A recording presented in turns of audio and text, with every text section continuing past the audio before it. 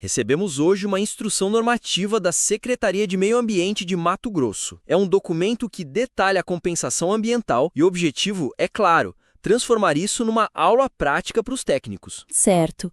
E, olha, vamos direto ao ponto. A organização cronológica do processo para o técnico, ela está diluída na estrutura jurídica do documento, dificultando a visualização do fluxo de trabalho ponta a ponta. Diluída a palavra perfeita. A sensação que eu tive é que o técnico precisa ser quase um arqueólogo, sabe? Ficar escavando para achar a sequência lógica das ações. Pois é. A formalização do processo, que é o começo de tudo, está no artigo 3º. Mas aí a elaboração do termo de compromisso, o TCK, que é tipo uma consequência direta, só aparece lá no artigo 20. Exato. E essa distância não é só um detalhe. É uma barreira cognitiva mesmo. Com certeza. Para um técnico novo, ou um que está sob pressão, a chance de pular uma etapa ou inverter a ordem é real. Exato. A estrutura atual ela serve ao propósito legal de organizar os artigos, mas falha no propósito pedagógico, que é ensinar um processo. Então a sugestão é reestruturar o conteúdo, criar um guia passo a passo focado nas ações do técnico. Transformando os artigos em blocos de aprendizado, então. Exatamente. É uma tradução da lógica jurídica para uma lógica de execução de projeto. Gosto dessa ideia de lógica de execução de projeto. Mas me diz uma coisa, ao fazer isso, ao abstrair os artigos para esses blocos, a gente não corre o risco de simplificar demais? O técnico pode acabar se distanciando da base legal, o que seria perigoso, né? Essa é uma preocupação fundamental e o equilíbrio aqui é tudo. A ideia não é substituir a instrução normativa, de jeito nenhum. É criar uma camada de navegação inteligente sobre ela. Uma camada de navegação. Isso, cada passo, cada bloco vai dizer: agora, vamos focar nesta tarefa, as regras para isso estão nos artigos X, Y e Z. Ele ancora a prática no texto legal. É como um tour guiado, não um mapa totalmente novo. O objetivo é construir a confiança do técnico, sabe? Para ele entender o fluxo e saber onde procurar o detalhe na fonte original quando precisar. Entendi. Então é um andaime para ajudar a construir o conhecimento, não uma estrutura nova.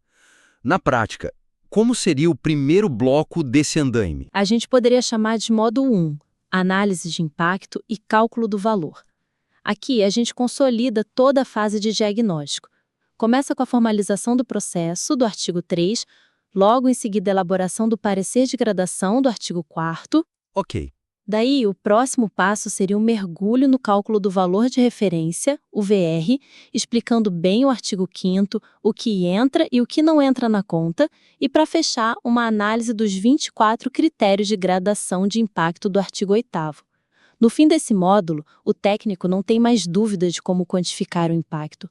A base de tudo fica firmada. Certo. Então, o primeiro módulo estabelece o quanto custa o impacto em termos de compensação. Isso já organiza uma parte bem complexa. Depois que esse valor está definido, qual seria o próximo passo lógico? O passo seguinte é decidir o destino desse valor. Aí a gente entra no módulo 2, destinação de recursos e formalização do acordo. O foco muda do técnico para o estratégico e burocrático. Entendi. A primeira etapa é definir quais unidades de conservação vão ser beneficiadas, seguindo a ordem de prioridade dos artigos 11 a 13. Depois, a gente mostra como essa decisão é submetida e validada pela Câmara de Compensação Ambiental, que é o que está nos artigos 15 e 19. E imagino que é aqui que o acordo começa a tomar forma legalmente, certo? Exatamente. O módulo termina com a elaboração detalhada do termo de compromisso, o TCK, e do plano de trabalho, o PTK. É aqui que entra o artigo 20 e a aula precisa ser muito explícita sobre cada documento que o técnico tem que solicitar, conferir e tudo. Esse módulo responde para onde vai o recurso e como o acordo é selado. O fluxo fica muito mais claro assim. Passamos da quantificação para a alocação e formalização. E para fechar o ciclo, o que falta? Falta a parte mais longa e talvez a mais desafiadora, a execução. O ciclo se fecha como módulo 3, execução, acompanhamento e quitação. Esse módulo é um manual de operações, o fazer acontecer. E ele se divide, imagino. Sim, em duas grandes trilhas. A execução indireta, que é basicamente o depósito em conta, lá no artigo 32, e a execução direta. Nessa, o próprio empreendedor implementa as ações, um processo bem mais complexo, detalhado nos artigos 33 a 39. E essa execução direta, imagino, exige um acompanhamento muito mais próximo. Exatamente. Por isso, dentro do módulo, a gente teria uma seção só sobre a formação e as responsabilidades da comissão de acompanhamento, um ponto-chave dos artigos 40 e 41, e, por fim, o encerramento. Como funcionam as prestações de contas, parcial e final, e os critérios para emitir o termo de quitação, lá nos artigos 43, 47 e 49. Com essa estrutura modular, o técnico tem um mapa mental claro do início, meio e fim. O emaranhado de artigos vira um plano de projeto. Isso, um plano executável. Ok, a reestruturação em módulos cria um caminho claro. O técnico agora tem um mapa. Mas mesmo o melhor mapa não mostra onde o terreno é instável, ou onde tem armadilhas. E isso me leva à minha segunda preocupação. O documento, mesmo reestruturado, ainda seria um dia passivo. Ele não parece alertar o técnico sobre os pontos de maior risco. Críticos e de maior risco de erro para o técnico. Sim, é a diferença entre um manual de carro, que descreve o freio, e a luz vermelha que pisca no painel dizendo perigo. A norma fala dos prazos de recurso, da necessidade de pesquisa de mercado robusta, das consequências de não cumprir o TCCA. Mas essa informação está lá, no meio do texto. Exato. Não tem uma luz de advertência que pisca para o técnico. Perfeito. Usando a sua analogia do mapa, é um mapa que mostra as rochas, mas não sinaliza as que estão logo abaixo da superfície, prontas para rasgar o casco do navio. A sugestão é inserir checklists de verificação e caixas de alerta em cada etapa-chave. Transformar o material de um guia passivo para um copiloto ativo. Exatamente. Um copiloto que ajuda a navegar, minimiza erros e constantemente destaca as consequências das decisões. Consigo visualizar isso. Se a gente pegar o módulo 1 sobre o cálculo do valor de referência, como um checklist poderia ajudar ali? Seria uma ferramenta bem direta. No final da sessão de cálculo do VR, o técnico encontraria um checklist.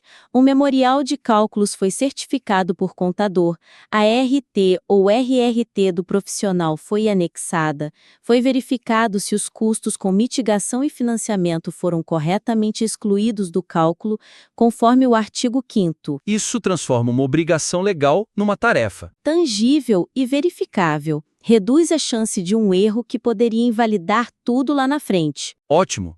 E para os pontos que envolvem prazos e riscos de paralisação, como as caixas de alerta funcionariam? Para esses, o impacto tem que ser visual, direto. No módulo 2, quando a aula explicar o TTCA, a gente insere uma caixa de alerta, talvez com uma borda vermelha, dizendo: atenção, prazos críticos. Após a comunicação da gerência, o empreendedor tem só 15 dias para enviar a documentação e 30 dias para assinar o TTCA. O não cumprimento impede o avanço para a licença de instalação. A mensagem não é só o prazo, mas a consequência direta. O projeto para. Isso cria um senso de urgência, de responsabilidade. Pois é, não é só um prazo administrativo, é o cronograma de um investimento que está em jogo. E para os riscos operacionais, tipo na execução direta? No módulo 3, ao abordar a execução direta, que é cheia de armadilhas, criaríamos um alerta de risco, tipo: risco de retrabalho. A pesquisa de mercado para aquisição de bens e serviços exige aprovação prévia da gerência. Propostas com valores inadequados serão rejeitadas, exigindo uma nova pesquisa e atrasando todo o cronograma. O que ensina o técnico a ser proativo. Ele não apenas executa a tarefa, ele aprende a pensar: como eu garanto que essa pesquisa será aprovada de primeira? Ele passa a gerenciar o risco, não só a seguir o procedimento. Exato. Muda o material de um repositório de informações para um guia ativo de gestão de processos. O técnico não apenas aprende as regras, ele aprende a jogar o jogo com eficiência e segurança. Certo. Então, com os módulos, temos um fluxo lógico. Com os alertas e checklists, temos mecanismos de segurança. o processo está mais claro e mais seguro. Mas ainda sinto que falta uma peça. O técnico agora entende o quê e o como, mas ele realmente entende o porquê? Essa é a peça que transforma um bom técnico em um técnico excelente. Ele consegue ver como uma pequena decisão no módulo 1 pode gerar uma onda gigante lá no módulo 3. Essa conexão de causa e efeito me parece ausente. E é exatamente isso. A abordagem do material é puramente expositiva, perdendo a oportunidade de conectar as etapas e de ilustrar como as decisões iniciais impactam a execução final. É como ensinar alguém a seguir uma receita, mas não ensiná-lo a cozinhar. Ele pode até fazer o prato, mas não entende a química, não sabe por que o sal realça o sabor. Ele não consegue improvisar, adaptar ou prever problemas. Falta o pensamento estratégico. Exato! A visão sistêmica do processo. O documento funciona como um manual de regras, não como uma ferramenta que ensina a pensar. Ele não demonstra, de forma clara, como a escolha de um critério de gradação mais severo, lá no artigo 8º, vai se traduzir num plano de trabalho muito mais caro e complexo lá na frente. A sugestão aqui é usar narrativas e ferramentas visuais. Estudos de caso e fluxogramas de decisão. Exatamente. Para mostrar o processo em ação e demonstrar essa interdependência. Gosto da ideia de mostrar em ação. Vamos explorar isso. Como um estudo de caso poderia ser aplicado aqui para criar essa conexão? Poderíamos criar um caso hipotético. Vamos chamar de Projeto de Mineração Serra Azul. E usaríamos esse projeto para caminhar pelos módulos. Diríamos algo como: vamos analisar o caso da Serra Azul. Durante o EA, a equipe identificou a existência de 2 cavernas não catalogadas. O técnico da SEMA, ao elaborar o parecer de gradação, corretamente aplicou o critério 17 do artigo 8º. Ok, até aí é a aplicação da regra. Onde entra a conexão? A conexão vem meses depois. A narrativa continua. O cálculo resultou numa compensação de R$5 milhões. A empresa optou pela execução direta. Agora, no módulo 3, aquela marcação no critério cavernas se materializa.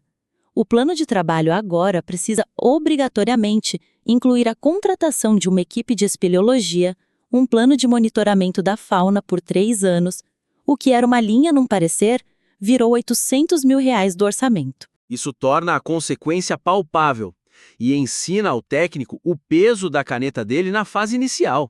A análise não é só um papel, é um ato que direciona recursos, tempo, tudo. E os fluxogramas? Como ajudariam? O fluxograma ataca um problema diferente: a ansiedade diante da complexidade. Um documento de 50 artigos é intimidador. Um fluxograma de 1 página que mapeia as principais decisões é empoderador. O mapa visual, né? Isso. Podemos ter uma caixa parecer de gradação emitido que leva a uma decisão. Empreendedor contesta o valor? Se sim, a seta aponta para prazo de 20 dias para solicitar revisão. Se não, a seta segue para processo avança para parecer de destinação. Ele organiza a lógica que está espalhada por dezenas de artigos. É uma ótima porta de entrada para entender a estrutura geral. E para aquelas dúvidas do dia a dia que nem sempre estão claras no fluxo? Para essas, a solução é uma sessão de perguntas frequentes do técnico, um espaço para abordar as zonas cinzentas. Por exemplo, o município indicado para receber os recursos não se manifestou em 45 dias. O que eu faço? A aula daria a resposta direta. Conforme o artigo 18, a gerência pode redestinar os recursos. O procedimento é este. E outra pergunta poderia ser: A empresa pode contratar uma de suas subsidiárias? Resposta: o artigo 37 permite, mas o artigo 38 exige uma pesquisa de mercado com pelo menos 3 cotações, e a decisão final sempre precisará da aprovação da gerência, para evitar conflito de interesses. Essa seção transforma problemas em conhecimento aplicado. excelente. Então, vamos recapitular a estratégia completa. O primeiro passo é a reestruturação fundamental, saindo da lógica jurídica para uma estrutura modular, cronológica, focada na jornada do técnico. Depois, o segundo passo, que é blindar esse processo, incorporar checklists e caixas de alerta visuais para criar um sistema de segurança ativo que ajuda a mitigar riscos e cumprir prazos. E, por fim, o terceiro passo, que eleva o nível do aprendizado. Usar estudos de caso, fluxogramas e FAQs para conectar as etapas. Para ir além do o que e do como, e ensinar o porquê, promovendo um pensamento estratégico. Exatamente. Com essa transformação em 3 níveis, o material deixa de ser um documento de consulta passivo e se torna uma ferramenta de treinamento ativa, dinâmica e muito mais eficaz. Ele não só informa, ele capacita de verdade o técnico. Nosso conselho ao ouvinte é aplicar esta estratégia de 3 camadas. Acreditamos que o resultado não será só uma aula melhor, mas uma mudança na forma como os técnicos são capacitados. E claro, se desejar, pode reenviar o material revisado para uma nova análise. Será um prazer acompanhar a evolução.